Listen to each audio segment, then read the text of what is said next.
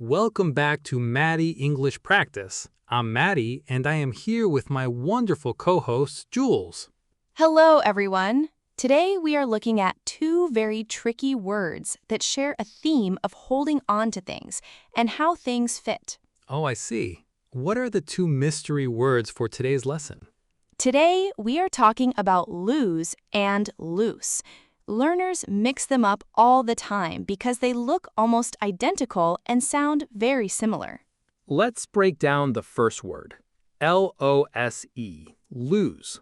This is a verb, an action word, meaning you misplace something or you do not win a game.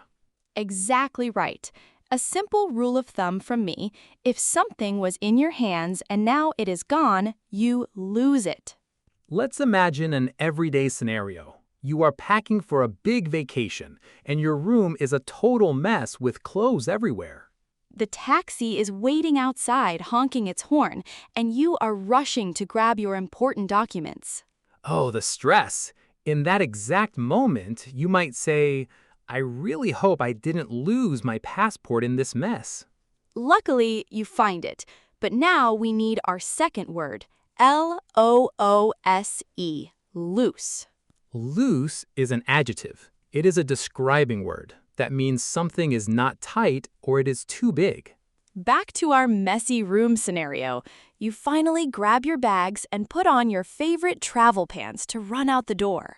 But you've been exercising a lot lately, and as you run to the taxi, you feel your clothes slipping. Right. So you might shout, "Oh no, my pants are too loose and they are falling down." It is a funny picture, but here's the common mistake learners make. They try to write the action, but they use the describing word. Yes, they will write, "I am scared to lose my passport." That is incorrect. Let's fix that side by side. If the passport is missing, it's I am scared to lose my passport. If your pants are too big, it's my pants are loose. I have the best memory trick for this. Look at the word L-O-O-S-E. It has two O's. Think of those extra O's as giving the word extra room, so it's loose. Wow, I love that. And the word L-O-S-E actually lost an O. It's missing one. Now it's time for your homework. We want you to practice. Write 2 sentences in the comments below about your own life.